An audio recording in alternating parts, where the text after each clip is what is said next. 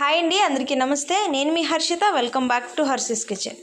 ఈరోజు మన కిచెన్లో క్రిస్పీగా ఉండే చికెన్ పకోడీ చేయబోతున్నామండి. చాలా టేస్టీగా ఉంటుంది. నోట్లో పెట్టుకోగానే కరకరలాడుతూ చాలా ఎంజాయ్ చేస్తారండి. ఇది ఏ విధంగా ప్రిపేర్ చేయాలో ఈరోజు మనం చూసేద్దాం.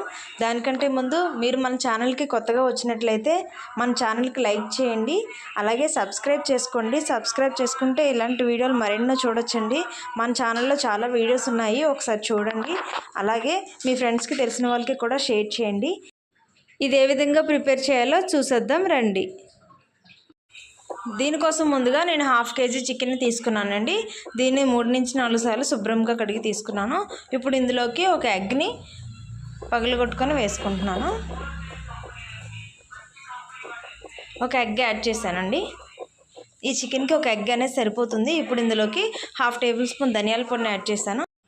అలాగే 1 table spoon garam masala, 1/2 table spoon పసుపు, 1 టేబుల్ స్పూన్ సాల్ట్, 2 టేబుల్ స్పూన్ల కారం, 1 టేబుల్ స్పూన్ అల్లం వెల్లుల్లి పేస్ట్. నేను కొద్దిగా కరివేపాకుని తీసుకుని ఇలాగ చిన్న ముక్కలుగా చాప్ చేసుకున్నానండి. ఎంత చిన్నగా వీలైతే అంత చిన్న పీసెస్గా కట్ చేసుకొని ఇప్పుడు వీటన్నిటి కూడా ఇందులో యాడ్ చేసుకున్నాను. అదేవిధంగా ఒక నిమ్మ చెక్కను కూడా తీసుకొని ఇందులో పిండుకోవాలండి. ఇప్పుడు ఇందులోకి కొద్దిగా ఫుడ్ కలర్ని కూడా యాడ్ చేసుకున్నాను. ఇప్పుడు ఇదంతటిని కూడా బాగా మిక్స్ చేసుకోవాలండి. మొత్తం ఈ మసాలా అంతా కూడా చికెన్కి పట్టేలాగా బాగా మ్యాగ్నేట్ చేసుకోవాలి.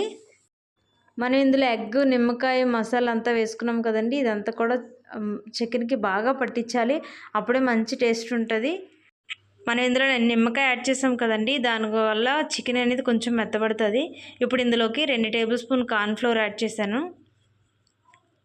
అదేవిధంగా 2 టేబుల్ స్పూన్ల శనగపిండిని కూడా ఇందులో యాడ్ చేసుకున్నానండి.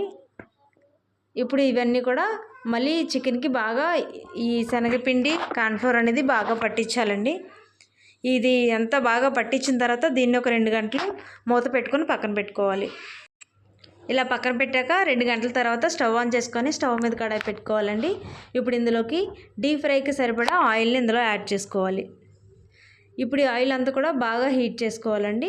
హీట్ అయిన తర్వాత మనం ముందుగా మ్యాగ్నేట్ చేసుకున్న చికెన్ని ఒక్కొక్క పీస్గా ఈ ఆయిల్లో యాడ్ చేసుకోవాలి.